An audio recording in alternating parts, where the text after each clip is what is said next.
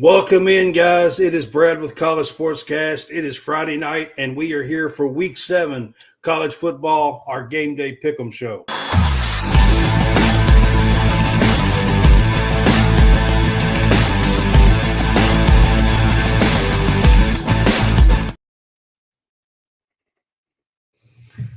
All right, guys, it is Brad with College SportsCast. Welcome in. This is our College Game Day Pick'em show, and we are here on Friday night to bring it to you. I've got John Roberts here with me. I believe. Are you here with me, John?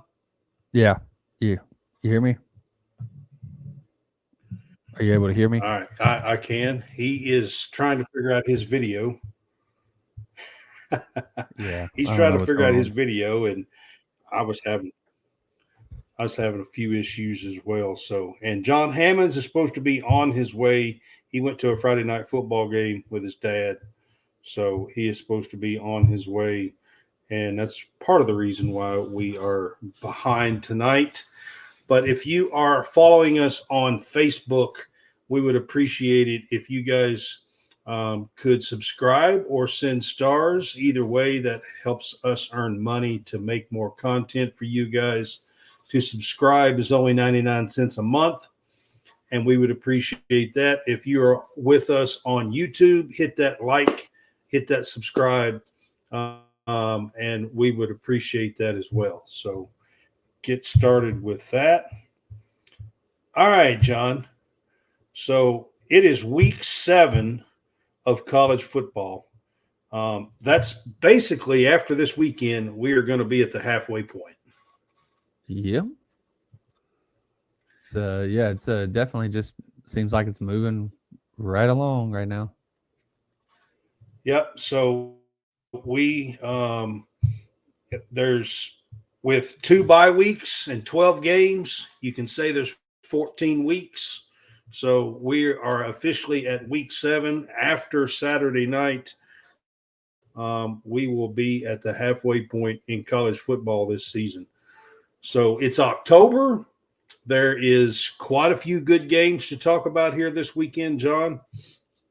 I'm not sure exactly when Hammonds is going to get here, but we're going to kind of go ahead and get started.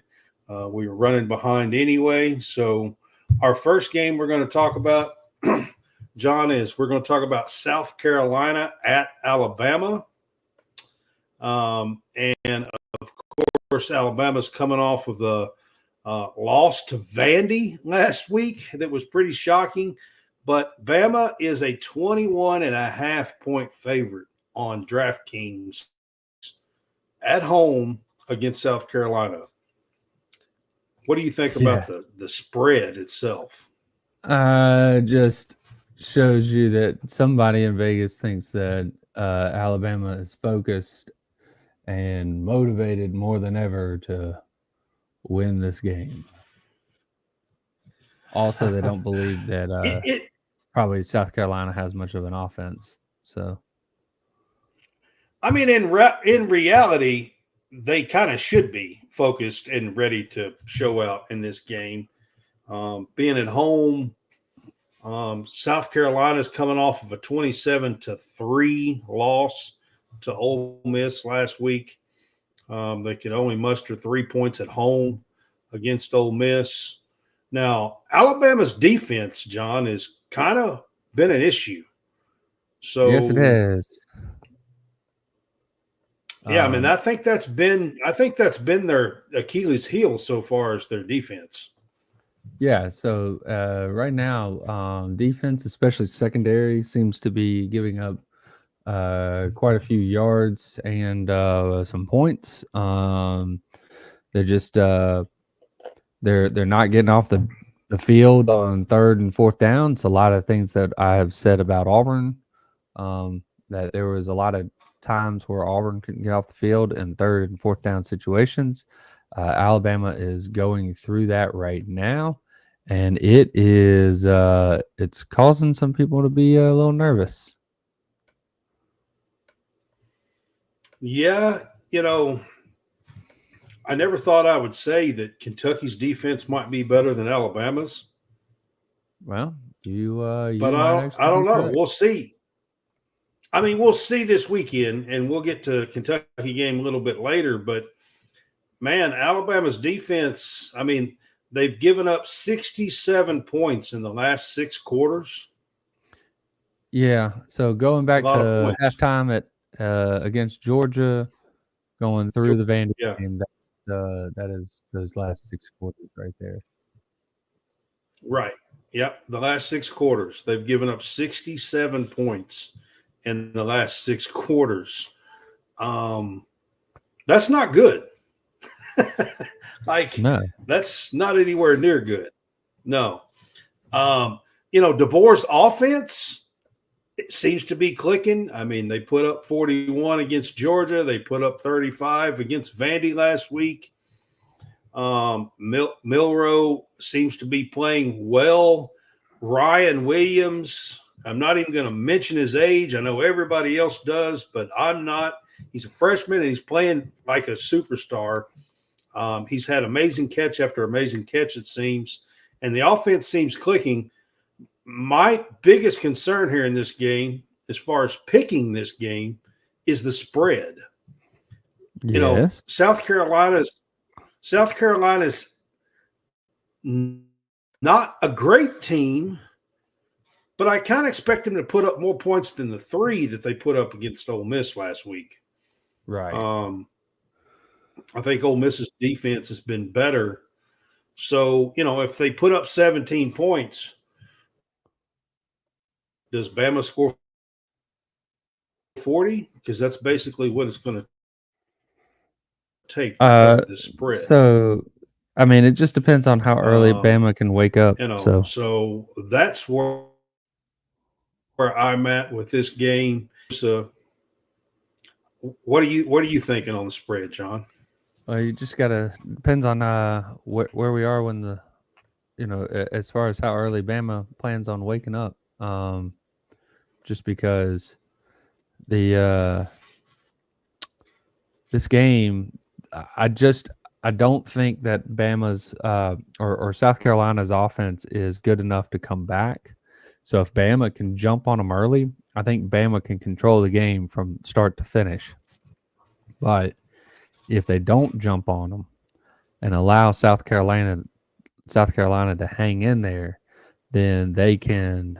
And South Carolina does what Vanderbilt did and had ball control, because again, they're more of a running team, not really going to throw it that much, or as far as they weren't really all that great throwing the ball. They're better off running. They've got a running quarterback, whether Sellers is playing or Robbie Ashford, and then they've got Rocket Sanders and a few other running backs.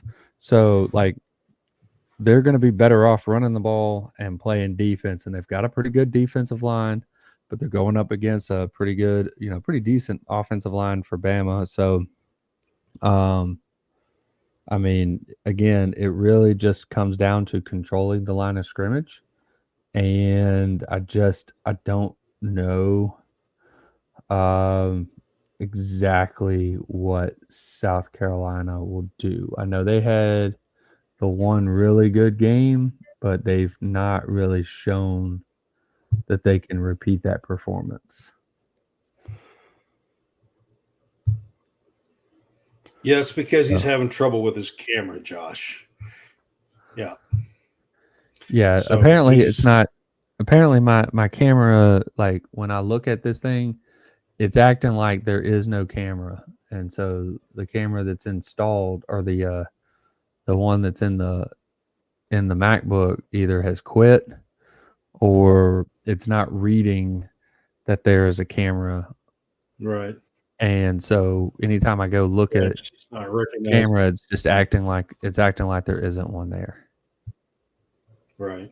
So for me, I think as much as I'm kind of worried about this Alabama team coming off of this loss, I think if you're Alabama, that has to get your attention, or at least should get your attention. This is at home. I'm not crazy about this South Carolina team, even though they put a whooping on Kentucky.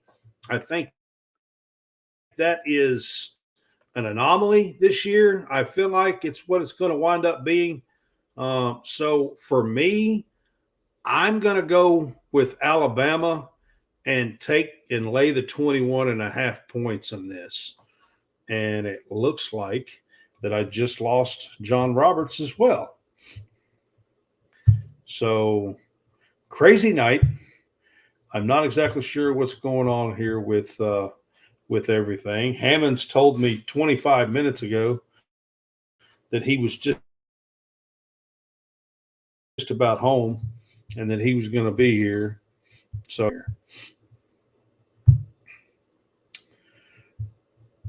all right. The next game we're going to get to is Washington at Iowa. The great tradition-rich Big Ten matchup of Iowa at Washington at Iowa. Iowa is a 3-point favorite at home. Washington's coming off of a big win last week.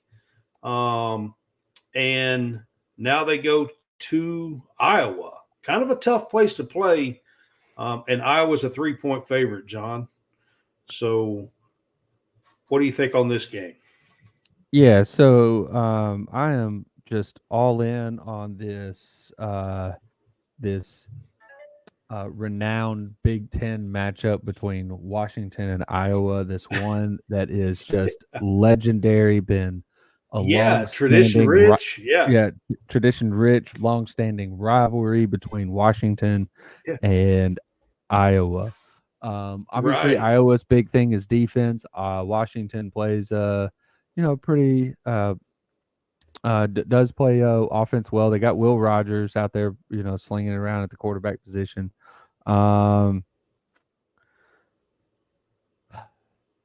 didn't think that Iowa could hold Ohio State a couple weeks ago. I kind of feel like that Iowa won't be able to hold Washington, at least the 3 points. I think Washington will win. I think they'll win by more than the 3. So interesting. I know that it's a tough place to play. I mean, they usually do pretty good at home. It's away where sometimes their defense gets against some of these better teams, usually gives up too many points. well, it doesn't really matter. It's usually not I'm at picking home when that happens. I'm still picking Washington to win the game straight up, so it won't really matter. Okay. Yeah. This one I'm kind of struggling with. I wasn't all that big on Washington, and then of course they beat Michigan, and so they've been kind of up and down to me this year. But this being at home, I think I'm going to take Iowa and lay the 3 points here at home. If this was the other way around, I definitely wouldn't. But I think I'm going to take Iowa and lay the 3 points in this one. I know. I probably should take Washington. But, all right. Now, this one, John, this spread, 14.5 points, Texas versus Oklahoma. This is not a home or away game. This is played neutral site here. But Texas is a 14.5 point favorite over Oklahoma. Oklahoma's a top 15 team, aren't they? 17, 15, something like that. I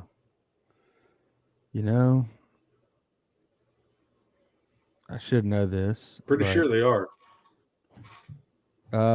18. I don't know. 18. I don't know exactly where they are, but they're right in there somewhere. Yep. 18. Okay. 14.5 point favorite. That I checked these on DraftKings this morning. I have not been on there throughout the day, so some of these may have went up or down. one way or another. But this morning it was 14.5 points on DraftKings. Yep. I think Ewers is playing. I think he's coming back. Yep. So Ewers is back. Yeah. He's been out the last about 2-3 weeks, or maybe longer. But now what that means is that they've seasoned their backup. So even if Ewers goes out in this game, their backup.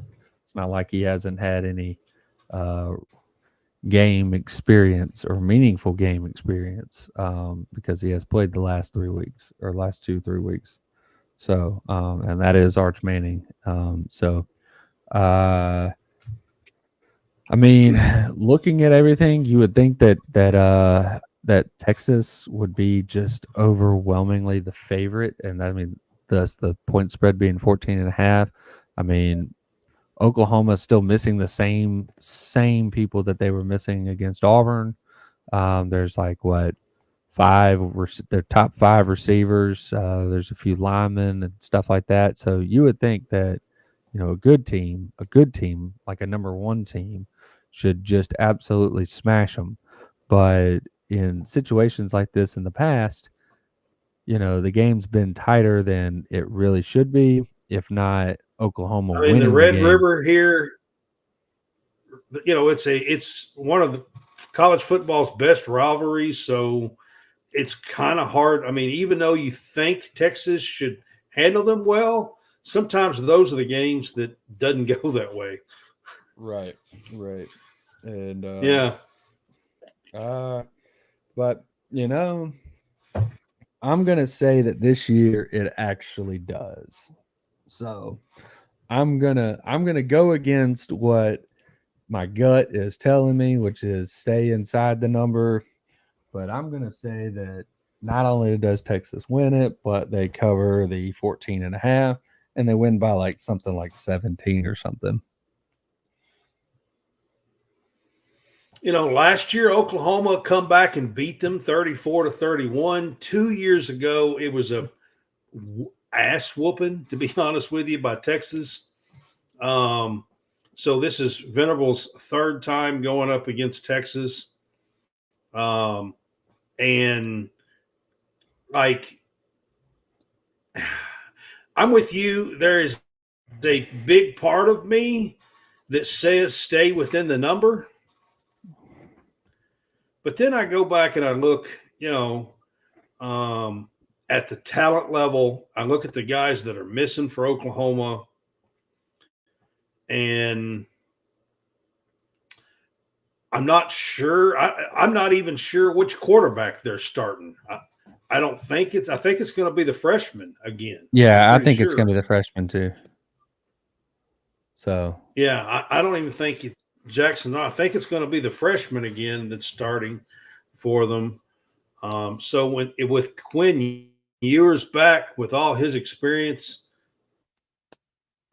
I got to go Texas here, and I'm going to lay that 14.5 points for Texas. Yep. Josh, Big Blue Madness was great, so I'll talk about it another time. But it was really good. All right. Whoops, that's not the next one. Hang on. The next one is Penn State is a 3.5-point favorite out at USC. Again, this is the longtime Big Ten rivalry here between Penn State and USC across the entire country from Pennsylvania to LA. Penn State goes out and is a 3.5-point favorite out there, John. Yeah. So Southern Cal's had some difficulties with a few games, but I thought those were more road games when they went, I think, to Michigan and to Minnesota. So this one's surprising that they're not going to be home favorites. But I mean, Penn State may ultimately be the better team.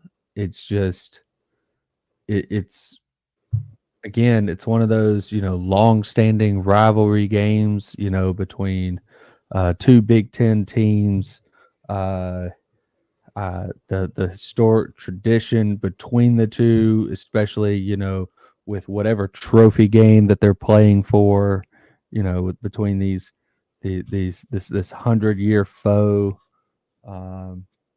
But I mean, hey, it's a good helmet game, right? Right. This is just like, for me, some of these games here, this is one of them. The one we were talking about before. I mean, with Washington, like, and Iowa, like, this is going to take a little time getting used to, is it not? Like, it just seems so different to me. Some of these games, it's not like we're talking about a first week or two non-season big time or non-conference matchup or something. Yeah, We're or in Rose week Bowl. 7, middle of conference play. Yeah, or Rose Bowl or something like that. Yeah, this is a Rose Bowl matchup. Yeah, This is the yeah, Rose Bowl. 100%. It's just so weird to, yeah, it's So so is weird to one that see we're going to this talk about matchup. later. Yeah. We got one more. So that's USC. Let's talk about USC for just a minute. Let's. Lincoln Riley is 5-7 in his last 12 games. That doesn't sound very good. And half of those games, or a little bit over half of those games, was with Caleb. Was with Caleb. And I mean,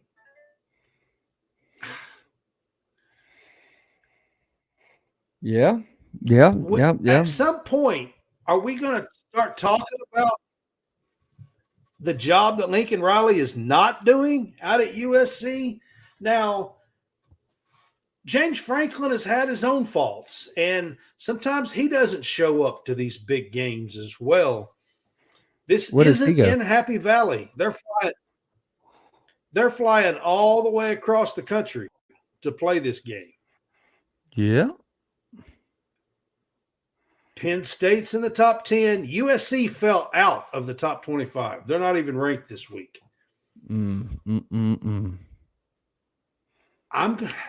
As much as I don't want to do it, I'm going to take Penn State because I think Penn State has the talent to get to the college football playoff, and I just don't think this USC team does.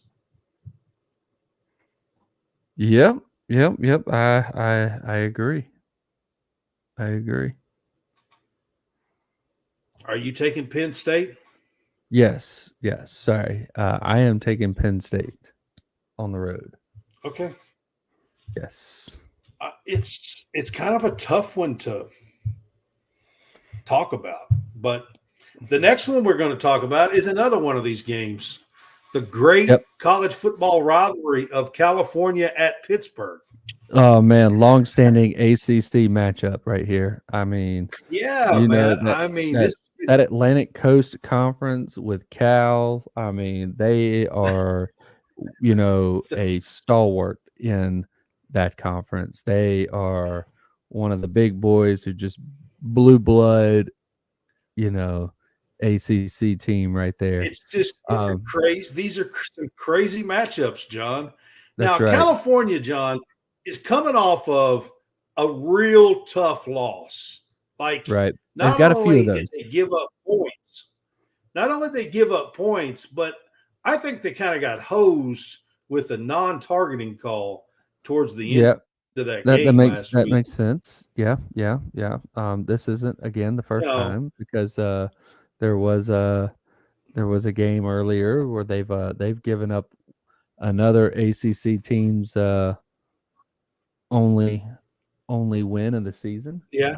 And I think they got hosed in that one. Yeah. So they're not having a very good time in the ACC so far, it doesn't seem like. Now, I put this game in because I didn't put any other ACC games in, and Pitt is undefeated still. Yes. The mighty Pitt, undefeated and unranked. Yes. Yes, yes. They are undefeated though, and they're a 3.5 point favorite at home on the Ugh. DraftKings this morning. So, um, I don't even know where to begin with this game. But what do you think about this game? So Pitt has a super weapon that they have yet to fire. Okay. Um, I used to always say that, like, well, I didn't, not me, but um, there is an inside joke somewhere where Pitt's got this super weapon, but they've always been more of an underdog, and then they just fire it at random times, but they'll uh, beat a team that absolutely they have no business beating, and that's when they basically unload on this super weapon. All right, but then they can't beat anybody else, that's After worth a dang. Yeah. yeah, So it's just that they put all their eggs in one basket. And it seemed like it was a yearly thing.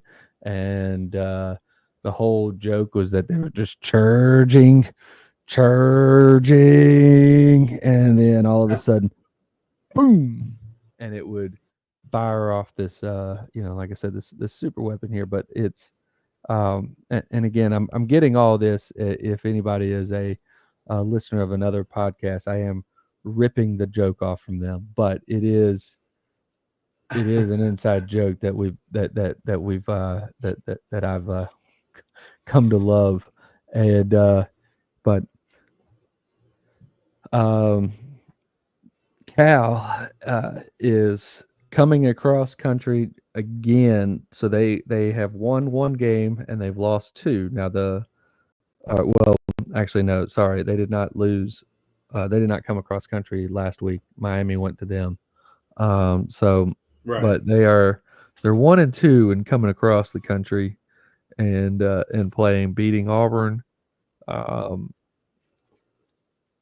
and then being able to hold off Auburn, and then being able however, they were not able to hold off Florida State at the end of the game. They had a lead and then gave it up against Florida State. They had a lead against Miami at home and gave that one up too. So I think they can stay in it, but I don't know.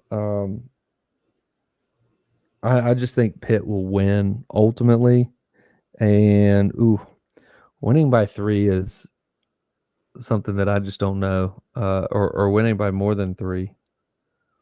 I may go with Yeah. Cal in the points. I'm going Cal in the points. I think Pitt's going to win, but I think it's going to be 3 or less. So So razor thin. yes, I think it's going to be a Yeah. razor thin game, and I think Okay. Pitt ultimately wins it, but it's a field goal or I mean, less. California has played well enough that they could be undefeated I at mean, this point. look, if I you mean, want if you want honestly, to talk about if teams they that are, get a call or two, yeah, you know what I mean? Honestly, if but they have there's but played there's well there's a enough lot of that they there's a could lot of be teams that undefeated. are like this. There's a lot of teams that are like this. I mean, Yeah. heck, So, you can look at Auburn, take two or three of those turnovers away, and they could be undefeated. You know, uh, but I you mean, could, this team was so close, and you look at right? this Pitt team, and I'll be honest with you, I thought Pitt's coach before this season was on the hot seat, and then he starts 4-0.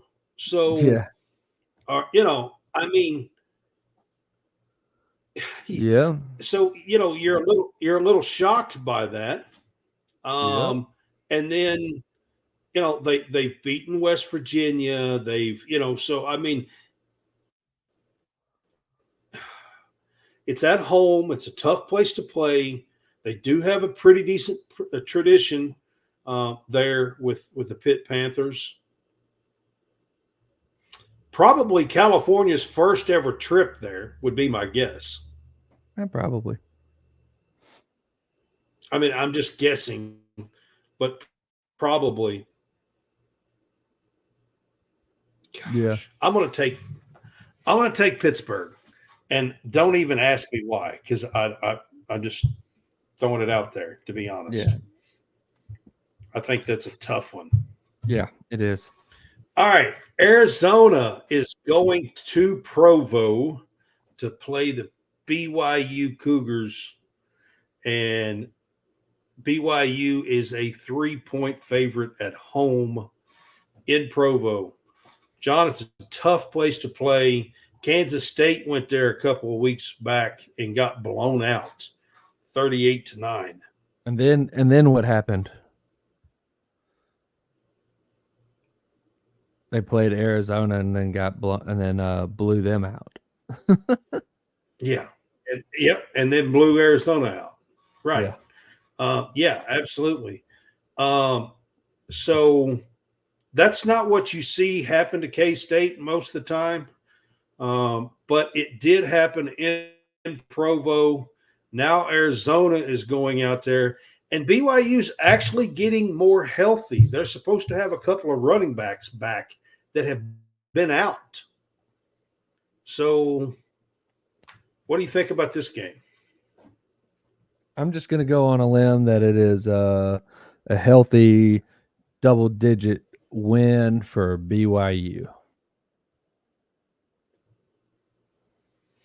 I mean, that's where I'm leaning. Arizona does have Fafita and McMillan, quarterback wide receiver duo that I'll be honest with you, that's the one thing that worries me in this game.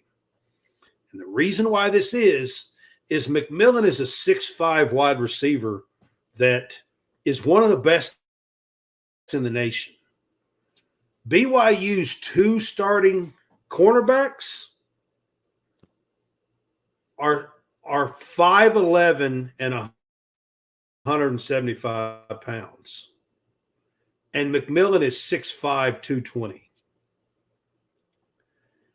So my biggest concern with this game, because I think BYU should handle them and cover this 3 at home, but my biggest concern is going over the top with McMillan because he has great hands, he has the size, he has massive beef over BYU's starting corners. Like I said, both of them are around 5'11", 175 pounds. That worries me a little bit. They are getting a couple of running backs back. One of them that was supposed to be kind of their leading running back this year, and I think that should help. So I am going to take BYU and lay the 3 points. But like I said, if I had one concern, it's the size of Fafita and McMillan at the wide receiver position. All right. Look at here. I think we got actual John Hammonds joining us. What?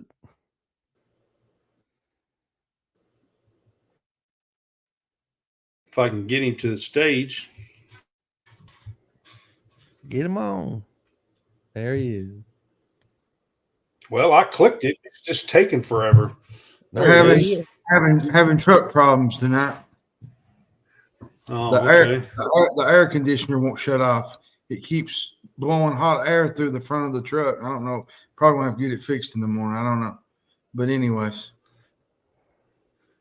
All right. Well, we're about halfway through the show, but we are fixing to start talking about Florida at Tennessee. Tennessee is a 14-point favorite, John Roberts. I'll let Hammonds kind of get set in here. But Florida's had their way with Tennessee for the last 19 years. They're like 17-2 against the Vols over the last 19 years.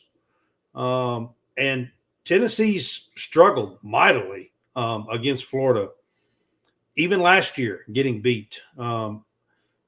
So, I mean, Napier even beat them last year. But Tennessee's a 14-point favorite coming off that Arkansas loss. What do you think about this game? Well, I think that Arkansas loss humbled Tennessee. I think that they will find a way offensively to be able to move the ball against Florida. I think that defensively they'll be able to find a way to stop Lagway and the Florida offense. They've had a few weeks to kind of get their legs under them.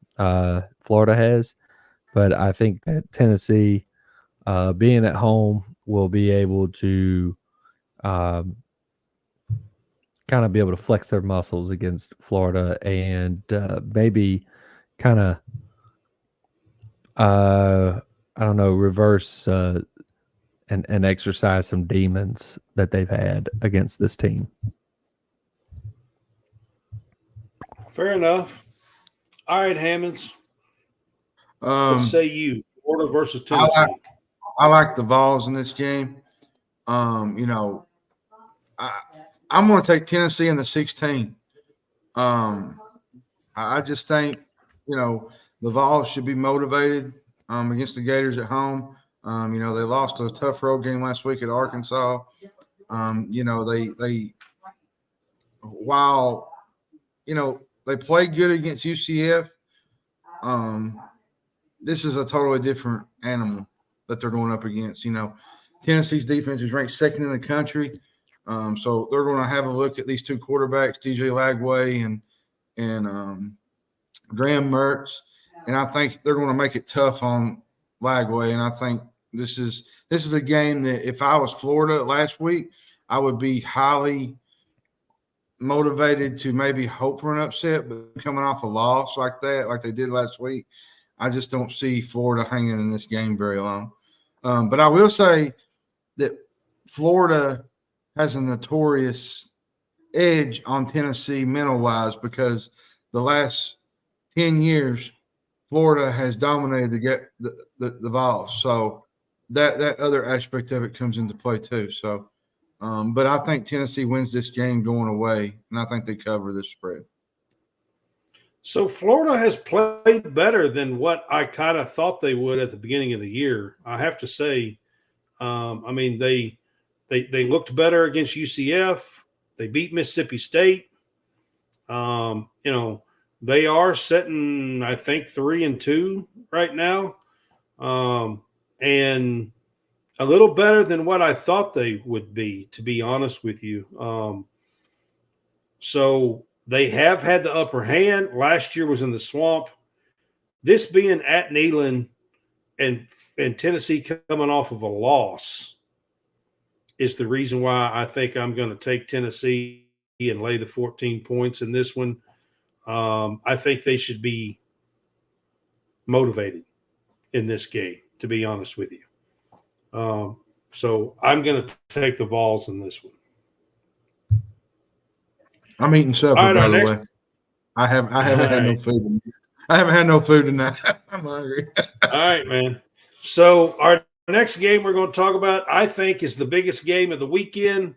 Ohio State travels to Oregon to take on Oregon. And somehow or another, Ohio State is a 3-point favorite. Yeah, And I mean, the reason look, why I say that. The Well, reason I why I mean- say that, though, John, Oregon is 34-1 in their last 35 games at home. I'm gonna 34-1. I'm gonna go and give you my pick. I think Ohio State covers this game, the 3. I like the Buckeyes in this game. You know, their receiving core to me might be the best in the country with Jeremiah Smith, and they got the best 1-2 punch in the backfield with Henderson and Judkins. Their defense has been really, really good. I think Oregon's going to have to play a perfect game to win this game. Like you're going to have to create turnovers. You're going to have to make plays. You're going to have to execute in the red zone when you get the opportunity. You're not going to be able to get away with 3 points against Ohio State. They're going to have to execute a perfect game plan to win this game. And I just don't – even as great of a home field that Eugene has in Austin Stadium, I still think this Ohio State team, to me, even beyond Texas, is the best team in the country, hands down.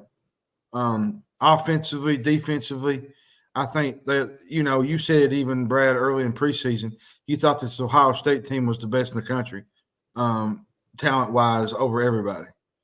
And I just think it's just going to take Oregon a perfect game to win this game tomorrow night, and I don't see them doing that against a really talented Buckeye team. All right. John Roberts, what do you think on this game? Again, historic long-time rivalry, Big Ten matchup. Ohio Right, State yeah. at And Oregon playing this game in Autzen Stadium. Chip Kelly Right. is returning home yet again. I mean, I know he's been back with UCLA, but now he gets to come back with Ohio State as the offensive coordinator for Ohio State. Does anybody remember that Chip Kelly is the offensive coordinator for Ohio State? I forgot this for a while. Yeah. I kind of didn't think about it for a couple of weeks. Yeah, I did too myself. So, to be honest. Honestly, the two quarterbacks aren't great as far as playmakers. They both have good receivers. Ohio State's better receivers, but they both have really good receivers. They can go get the ball, but sometimes the quarterback's got to be able to put it somewhere near the wide receiver. I think that it may come down to the team that runs the ball the best will actually be the team that wins it, and that's going to be without a doubt Ohio State. So I think they're going to have a lot of ball control. And I mean, I think that they'll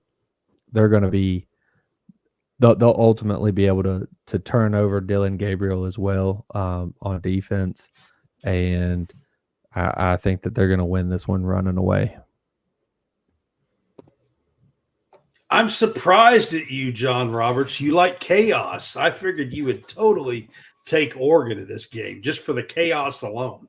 Again, I like chaos. Doesn't necessarily mean that I think chaos is about to happen. But just for the chaos alone, last week was chaos, and that was awesome. Yes. And we almost got a little bit more with, I thought we were going to get Miami too. I thought we was too. Probably should have. That would have been 4 top 10 teams. But hey, it stayed within the number, and I picked Cal in that game. So you guys looking at me all sideways when I picked Cal. Right. Yeah.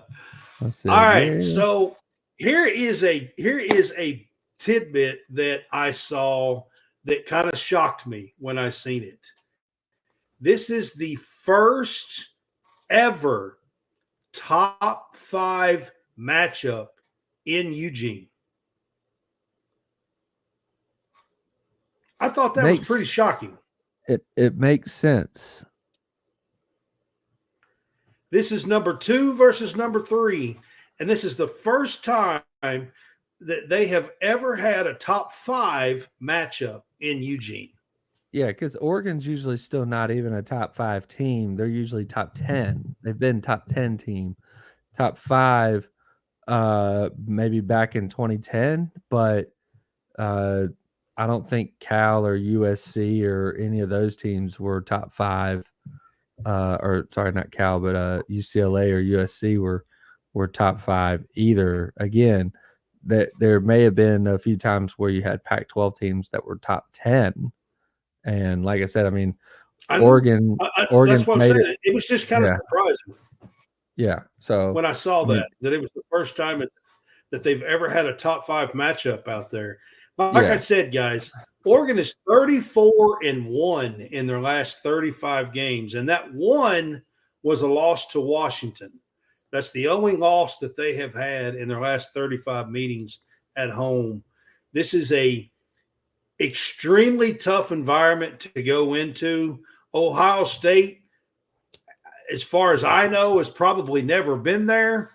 I think this is going to be a lot tighter matchup than what I agree with you guys. If you're looking at the talent, I think Ohio State has more talent. I will say this. I like Dylan Gabriel as a quarterback better than I do Will Howard. Yeah, but is he going to be able to? I think Oregon has the better quarterback. Is he going to be able to withstand that Oregon offensive line against that great front four of Ohio State? That's the big question. Because and I don't think that's going to happen. The front four is nasty. Like they're really good. And I think it is. But I'm just reminding you guys that Oregon has some advantages here in this game, including being at home there. But man, I can't go against it. Like I really can't. I really want to take Oregon in this game because I think it would just be funny in the Big Ten if Oregon gets the upper hand, to be quite honest with you here. But man, you guys are right. I mean, the running backs and the defensive line and the wide receivers and I mean, just you go down the board and they just have too much talent. So I'm going to take Ohio State here in this game, even though I want to take Oregon. But I think it would be funny if all the Big Ten teams lost to all the Big Ten teams that are not truly Big Ten teams. Yes. If the Big Ten loses to the Pac-12 teams, right? I think it would kind of be funny. Having Washington, USC, and Oregon win all of them, that would be hilarious. Yeah, but it would be kind of funny. I'm not gonna lie. But as of right now, I believe I have picked 2 of the Big Ten teams to win and 1 of the Pac-12. So, or at least in terms of the spread. So, all right. So here's a big game in the SEC tomorrow night. Ole Miss is a 3-point favorite in Death Valley at a night game versus LSU. That's unheard of, to be quite honest with you. Yes. Weird. Is that not weird? So on top of that, John Roberts, Ole Miss has lost the last 7 times that they have played in Death Valley. I'm pretty sure that's right. And they come in as a 3-point favorite. All right. Which one of y'all wants to go first? I'll go first. I like Ole Miss in this game. I like them to cover this. Jackson Dart is one of the best quarterbacks in the country. He's posting some monster numbers right out of the gate. They've reached 40 points in all but one game, and Kentucky was the only team that held them to 17 points. And that kind of tells you Kentucky's got a pretty good defense. LSU defense is not that great. I think they're ranked 92nd in the country. I don't trust LSU's defense against Ole Miss's offense. Ole Miss is so good, even beyond the quarterback position. They got Henry Parrish Jr. They got Trey Harris. They're as potent as they get. And I just think LSU is going to have a hard time stopping them. And Ole Miss's defense ain't too shabby either. Now, LSU's offense is really, really good. They can score with Ole Miss, but will they be able to get enough stops is the question. And I don't think they get enough stops this weekend, and I think Ole Miss wins this game and they cover the spread. Okay. John didn't bat an eye about picking Ole Miss. So what about you, John Roberts?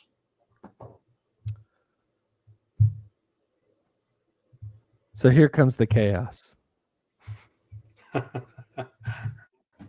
Go Tigers. Okay. I just don't see that. I just don't see that, John, because LSU's defense is not that great. And they've given up a lot of big plays, and this Ole Miss. Yeah, but Hammonds, you are totally dismissing. You're Death Valley at night. You're dismissing the fact that this is not going to make sense at all. This game won't make sense. You're going to look at it and you're going to go, I have no idea what I just watched. What just It I'm won't just make going- sense. I'm just going by stats and things that I have seen Yes. with my own eyes. You're That's going what with I'm hard facts, and this right here is just going to throw all of that out the window. LSU wins this game, and it's going to be the stupidest way possible. You're going to go, my God, how did that happen? That's the kind of stuff that happens at Death Valley, to be honest with you. And especially at night. That place is crazy at nighttime. I mean, just absolutely crazy to play. Like it's one of the toughest environments in college football. Period. And I don't think they're going to get up there and really intimidate Ole Miss. I just think that there's going to be some sort of tomfoolery, absolute dumb, stupid play or series of plays that just or calls that go LSU's way. Now I will say that LSU has a really good offense with Nussmeier. They got Lacey. They can score with just about anybody. Right. But is their defense going to be able to make stops when it matters against probably one of the best offenses in the country, maybe top two? And see, look here. Even Bill Sizemore says that it's one of the toughest places to play in the country. I think this is where the dumbness happens. Again, I'm not telling you that it's going to make sense. It won't make sense. I'm not going to try and make it make sense. Auburn can't get a quarterback. Is that right? I mean, Auburn can't go back-to-back 10-win seasons. They haven't done that since the 80s. Hey, I had to kind of throw the jab in there on you this week. Look, I can take it. I can take the jabs, and I can also give jabs. So to my own team. for me in this game, guys, I want to take Ole Miss. Like, I think Ole Miss is the better team. I think Ole Miss has the much better defense. And I'll be honest with you, I think they have a better offense, to be honest with you. And they have a better coach. Nussmeier has – yes, and probably a better coach. I mean, I think that I would take Kiffin over Kelly, to be honest with you, as far as a coach. However, playing at Death Valley at night is a beast. It's and tough. Like John Roberts said, like somehow or another, they just find ways. So, Ole Miss it's sort of like Auburn. I'm telling you guys, Ole Miss. I call it the Indian ground in Death Valley. Oh, it's voodoo there. 7 in their last voodoo. 7 games. It's that voodoo magic. They're 0-7 over there. So, as much as I hate to do it, and I know I've sat and talked about all this, history is the only thing John you have going Roberts for on this one. I mean, no, I'm with John Hammonds on this one. Like, I think Ole Miss should win this game. Yeah, they should. Now, they're not. That's what I'm saying. I'm saying that they're not going to. Okay, they should win. Well, they're not going to. Auburn don't have to. Auburn don't lose this week. They're on a bye. Are you kidding me? Hey, I have to play. I have to aggravate you, man. Are you kidding me? Yes, they are going to lose this week. They're going to throw about 4 picks. Oh, goodness. Oh, goodness. All right. So this next one, John, we're going to get to. We got Vandy at Kentucky. Kentucky somehow is a 12.5-point favorite this morning. This spread has been all over the place. I have seen it as high as 14. I've seen it as low as 11.5. This morning it was at 12.5. I haven't looked all day. This is on DraftKings.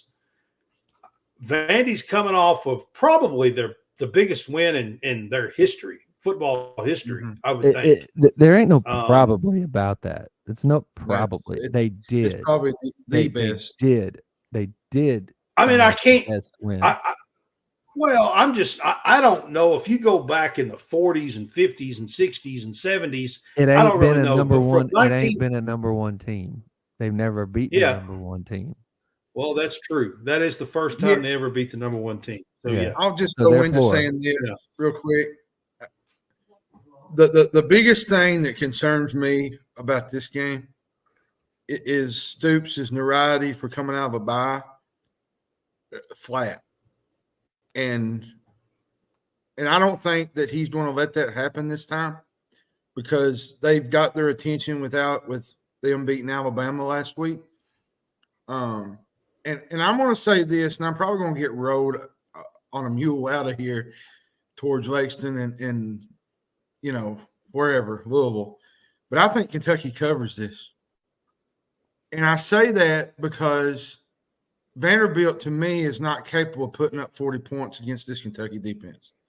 And there has to be some sort of letdown somewhere in here that they're going to be coming like on a big high, and they come in and they're not sharp. And Vanderbilt's not really good about getting off the field on the defense can't get off the field on third downs.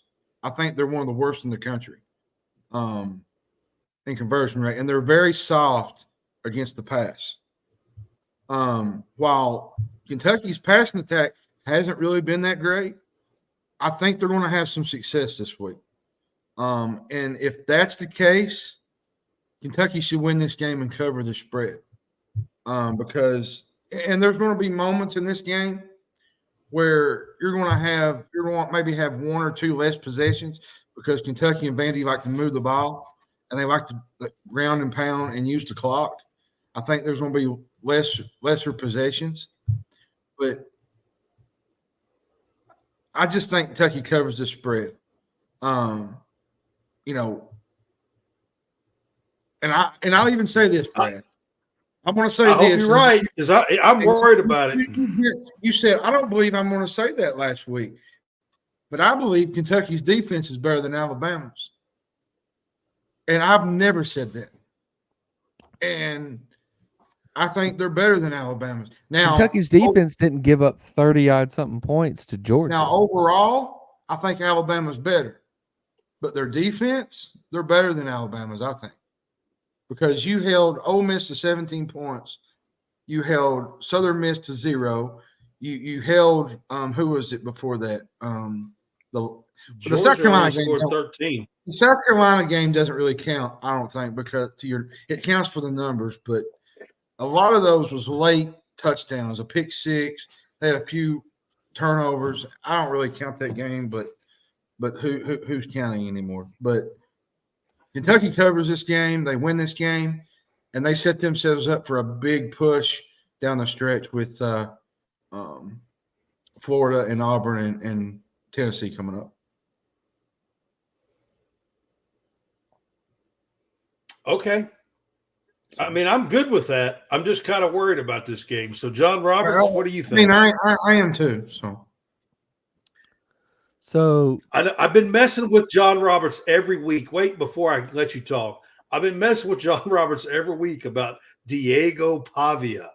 Every week I've been messing with him, and now it's on me because now we're playing Diego Pavia, and he just beat Alabama, and I'm like, uh-oh, I should have been doing that, John.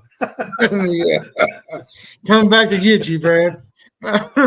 Oh my God. He's not going to get y'all. Pavia.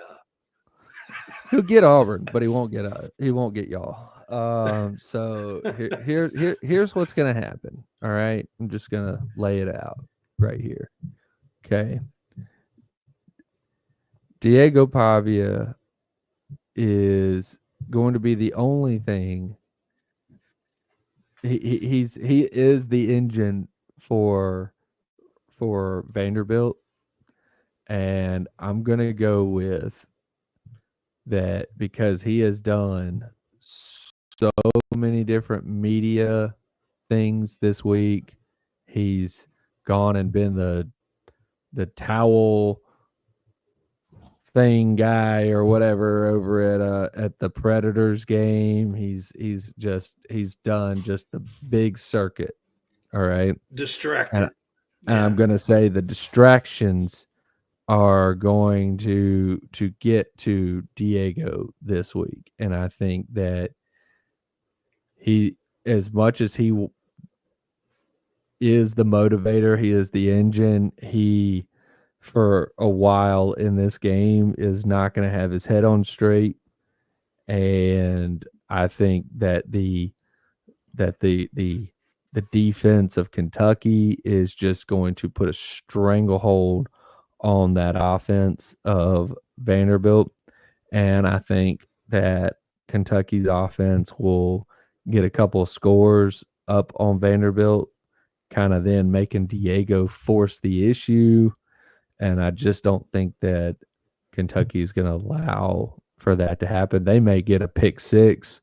They may force a few turnovers from Vanderbilt once Vanderbilt gets behind, and it'll make it look even worse. And I think that Kentucky will be able to have their Georgia game. They'll get their transitive win over Georgia by beating the team that beat Georgia, by beating the team that beat Georgia. Sorry, let me get that straight. So they'll get their transitive win over Georgia, their transitive win over Alabama. I mean, it's going to be great. All good things in the Bluegrass State. And I said, Listen, I hope you're right. Bill I am posted right. that. Don't worry. I think it's going to be a sloppy game. Bill, when was the last time we had a complete game that we could just come in and relax? I would like that tomorrow night, where we just come out and play clean football and not be able to just, have to sit on the edge.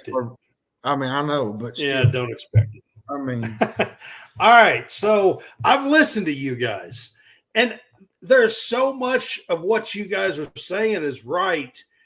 This Vanderbilt defense is not great, and they are going to be down a couple of players on this defense tomorrow night that have been playing, and they're going to be out. And this defense, I mean, they give up 36 points to Georgia State. They gave up 35 to Alabama last week.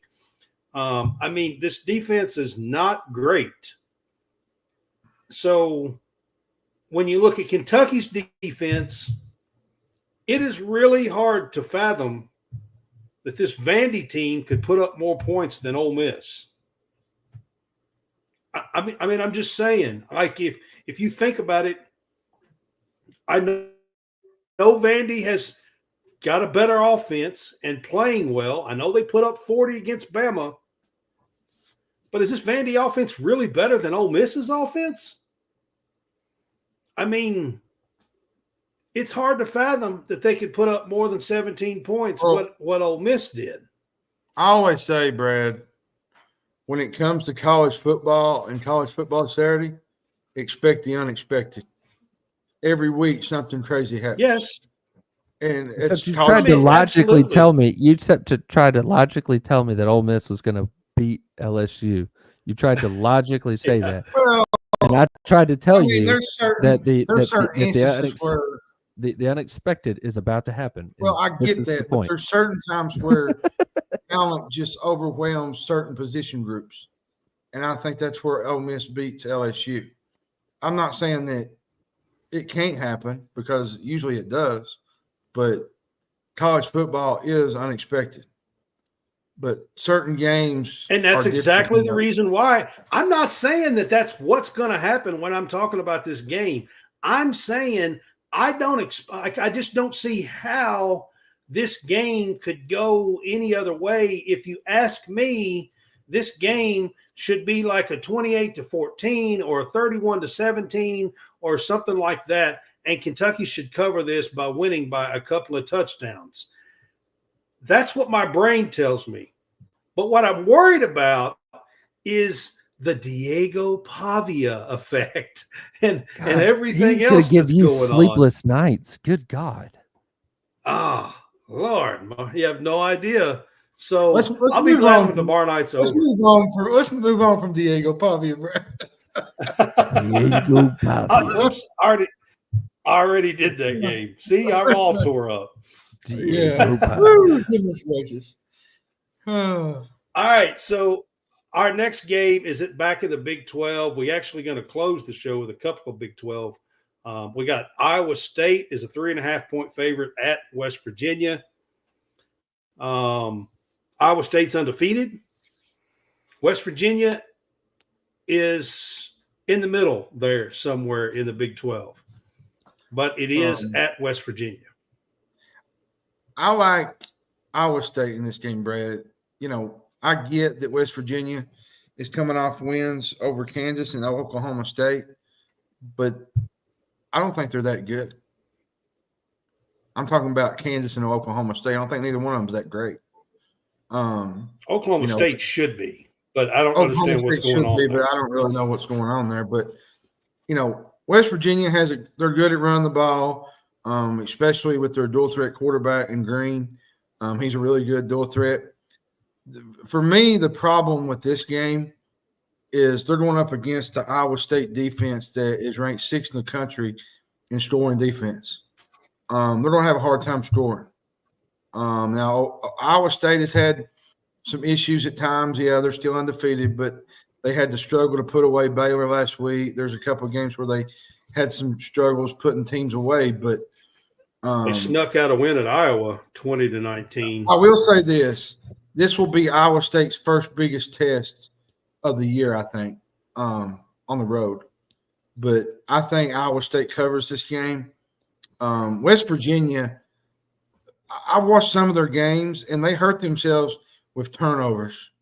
They've done it all year. And I think that'll prove to be costly in a game against a really good Iowa State team.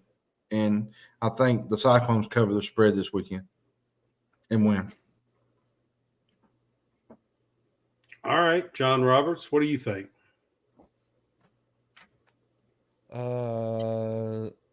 Yeah, I think Iowa State takes care of business, wins by more than the 3.5. So, yeah.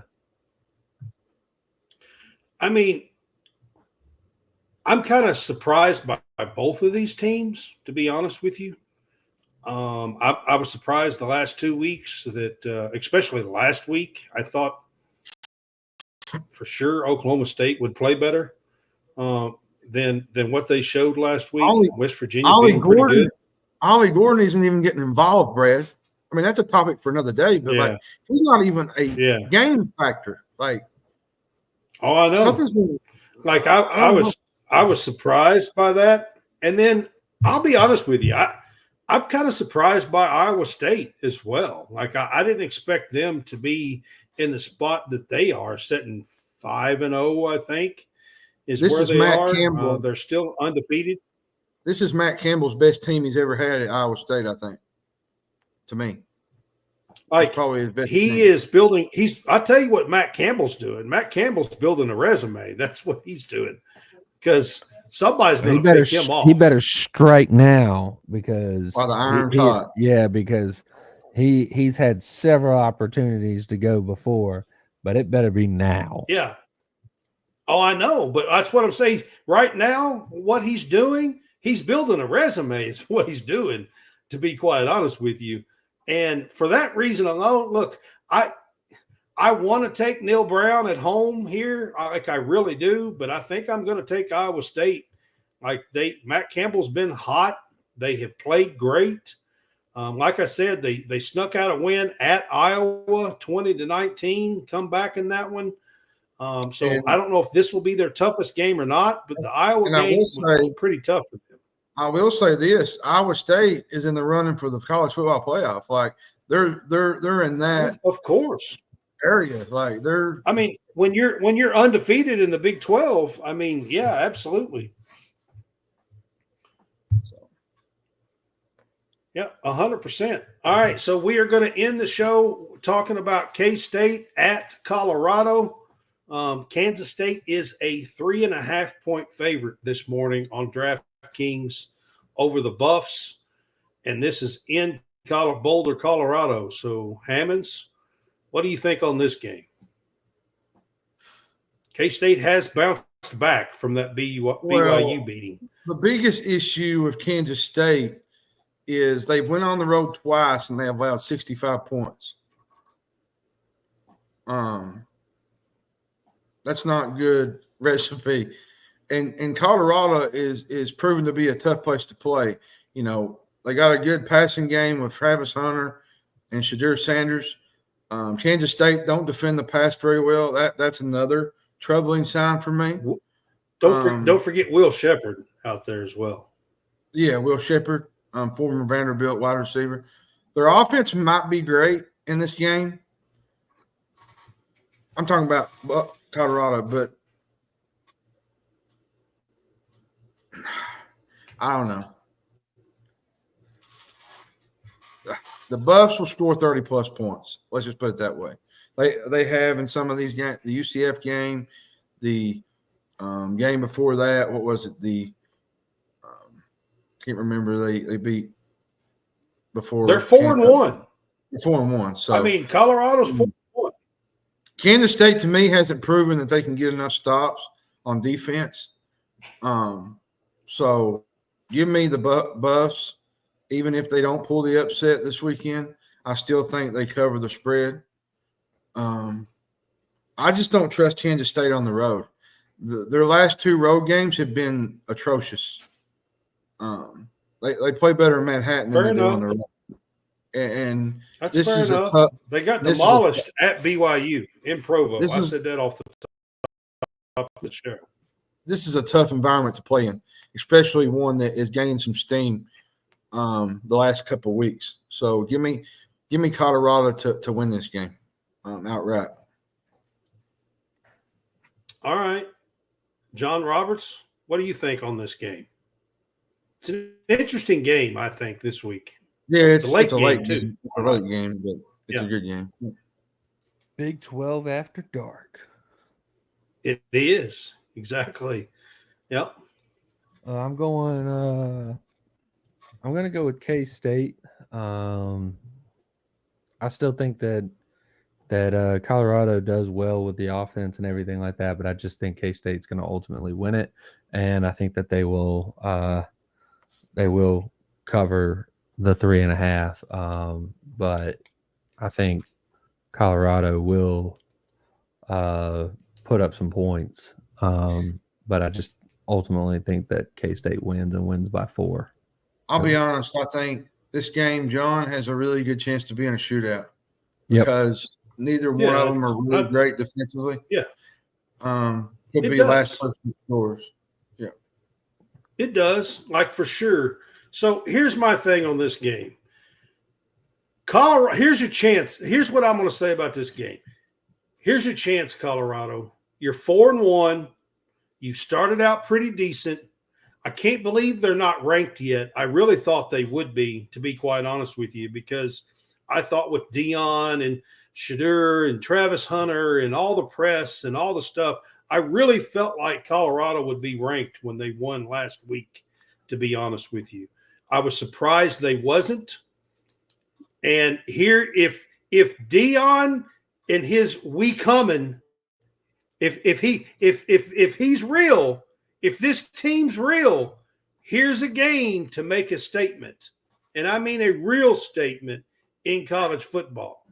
If you can hold at home against this K-State team, who was predicted to be one of the top 2 or so teams in the Big 12 this year, then for 100%, you will be ranked next week. If you win this game after dark tomorrow night, you will be ranked. I will say that right off. And two, you put all the will we make a bowl game stuff to rest because you're most likely going to go to a bowl game if you win this game, most likely.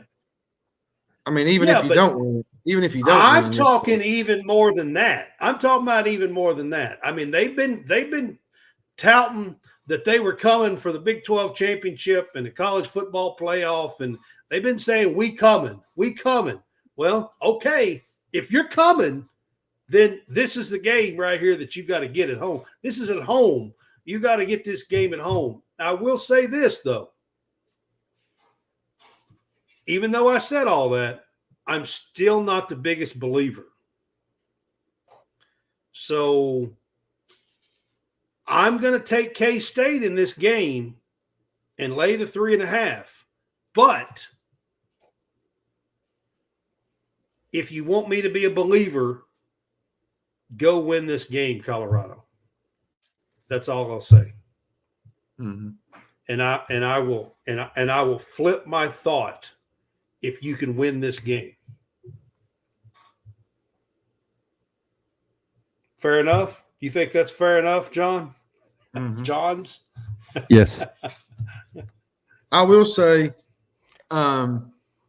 if the wife does not have any honeydew list for you tomorrow would be a fun time to sit around on the couch and watch college football. There's a lot of great games tomorrow. That is if you ain't, you ain't. But there's some strange games too. You've got Washington at Iowa, California at Pitt. There's some other strange games. Georgia too. Tech at Notre Dame, at North Carolina. That's a strange game. Yeah, and you got Alabama, South Carolina. I'm interested to see how Alabama bounces back after Vanderbilt. Like, are you Alabama? Are you gonna have another deep ball to Ryan Williams, deep ball to Ryan Williams, deep ball to a couple of times? Yeah. It will be 4 + 2 = 6. Yeah, pretty much. All right, guys. So Big Blue Madness was tonight. It was great. If you missed it, maybe they'll replay it. But it was a great thing tonight. And then I got to say this. I got to say this before we go off there, though. Hang on. I missed. Oh, go ahead. The Dodgers clinched the divisional playoff series tonight, and they're moving on to the National League Championship Series. So go Dodgers, go blue. That's all I got to say. Nobody cares about the Dodgers. I've been a fan since 1978. Just giving you crap. But quick question. I mean, you was talking about Kentucky. Did they I didn't get to see much of. Did they look pretty good tonight, or like did they I mean, they did a 3-point contest and a slam dunk thing, just having a little fun. They scrimmaged for maybe 10 minutes, 15 minutes. And some of that was 4-on-4. They only did 5-on-5 for maybe 7-8 minutes or something, maybe. I mean, it's usually it's just usually a fun. It's really hard to. Yeah, it's hard to really tell. Yeah, I mean, it's really hard to get a whole lot out of it, to be honest with you. Other than the two Kentucky boys, they can shoot the ball. You put them in a 3-point contest, they can both bury the 3. I mean, now that's wide open, 3-point contest, no defenders, that kind of stuff. But you let them just stand out there and shoot, they can bury the 3. That's all I can say. But yeah, it was a fun time. And the big surprise at the end, which I knew was coming, I actually told some friends that I thought it was going to happen. Rick Pitino come back in a Kentucky shirt. Oh boy. And nearly was brought to tears because the crowd went crazy. So the big thing at the end was Rick Pitino come back in a Kentucky shirt. So and I got a quick question. And said before he retired, before he got out of the game, he had to come back to Camelot. Yeah. And it's a pretty big deal. And it makes me wonder, is Coach P fixing to retire? Because he talked like a guy that was fixing to get out and that he had to come back to the place that he loved one last time. So I don't know. Just throwing it out there. Oh, I was going to tell you, y'all done some of the other games earlier. Who was y'all's picks for the other games? I was just curious. The 4 or 5 games that you done ahead of me. Well, we both done Alabama. He went Washington. I went Iowa. We both picked Texas. What about Penn State? I think I went. I think I went Pitt. He went California. I think we both went BYU. Yeah. And then Penn State and USC. I went Penn State. John Roberts, what'd you go? Penn State. Okay. Penn I was State. just curious. Yeah. Um, I think that's. I will say this: if I'm not mistaken, Army has a chance to go 6-0 tomorrow. They're going to, because there's no they do? way that EOB wins that game. It's getting real, y'all. Like, it's getting real. Hey, Army and Navy might have a shot at making the college football playoff. One of them. Yeah, the winner of that game. They got to go through. They got to go through Notre Dame and each other. Ooh. But I'm still pulling for Boise State. I want Ashton Genty to get his due. So, all right, that's going to be it, guys. John Hammonds and I will be back tomorrow night late after the Kentucky Vanderbilt game to do a post-game show. It will be very late after the game. Win or lose, we will be here. Win or lose. If I can get Hammonds to be on with me, whether we're mad or upset or not, but that's what we plan on doing tomorrow night. We plan on doing a late. Brad show, has to keep control of the show. So, all right, guys, we will see you tomorrow night after the Kentucky Vandy game. Have a good night.